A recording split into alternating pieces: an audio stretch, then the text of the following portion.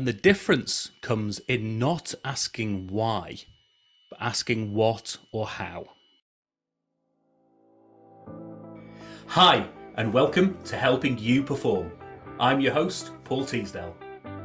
Over a career working with high-performing teams from across the globe, including 7 years working with Formula One team McLaren, I've learned a lot about what it takes to drive results. In this weekly podcast series, I'm going to be bringing you tips, tricks and insights from the world of Formula One that you can apply for your organisation for your own high performance. Enjoy. Hi everybody, and welcome to another episode of Helping You Perform, where I'm bringing my tips, tricks, insights and stories from the world of F1 to help you accelerate your own performance. I hope you enjoyed last week's episode, which is all about the pace of change and the heartbeat of your company, and what does that do to the attitude and risk aversion or risk appetite for change in your business, and most importantly, what can you do about it? So do have a listen to last week's episode, but today's episode takes a slightly different direction, and it comes off the back of a couple of things. And today I want to talk about the different questions that high performance teams ask themselves. This came about partly because of a Simon Sinek video that I watched and listened to, and then reflecting on my time at McLaren and time in F1 and with other high performance teams as well, and thinking about how they ask themselves different questions that other people tend to ask that aren't maybe as high performance.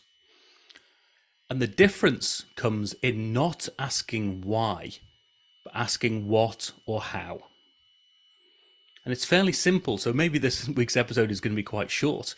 But the thinking is that as soon as you start asking people why something happened, then they can start getting defensive. It's a really sort of emotive question that people get defensive about straight away. And all you have to do is go to your own children, if you've got some, or go to a colleague, something like that, and ask them, why did you do that? And immediately you can see people tense up, you can see them back off a little bit, and their responses tend to be, oh, I don't know, no, it wasn't me. Something about how they respond tends to be in that defensive space. So the question is, what can you do about it? Well, the great news is you can do something very simple. And I saw this all the time in the world of F1 and in a lot of the other high performance teams that I worked in. Yes, it's important to ask why things have happened or understand why they've happened, but you can go about it in a different way. So 2 questions you can ask in that situation. One of them is, how did this happen?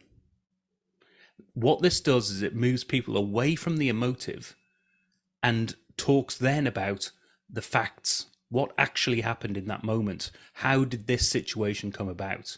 And they start to talk about the things that led to the result that's happened and the thing that you're questioning. And you can also ask what, and in particular, what are we going to do about this now?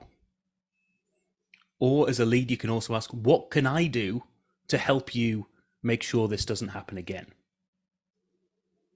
So that tends to lead to action. What is the action that we are going to take? Either what are you going to do? What am I going to do? What can I do to help? It's all about action that you can take to prevent the thing that's happened from happening again.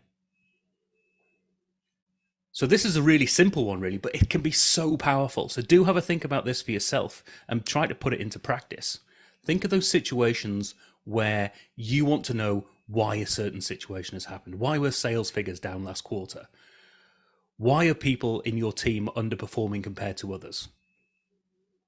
Why is it that your performance isn't where I need it to be? Your development isn't where we agreed it was going to be last quarter? All those questions that are going to put people on the defensive. And try to rephrase that and set yourself up for better answers by saying things like, how has this come about? We see a result where your team isn't performing as to the same level as some of the others. How is this happening, and what can we do about it? And just see what the difference is for you and your team and your organization. As always, I'd love to hear your thoughts on this. I'd love to hear how you're putting this into practice, what you're getting out of it.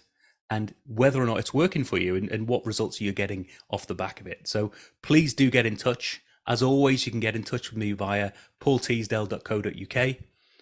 Take the advantage there of having that free 30-minute chat with me. Reach out. I've had some great conversations off the back of that. So don't be feeling as if you shouldn't be reaching out, because I'd love those conversations. I absolutely love having those chats with people just to see where people are at, what I can do to add value, maybe who I can connect you with, or maybe some tips and tricks that I haven't quite touched upon in some of these podcasts that I can talk to you about. They're going to help you accelerate your performance.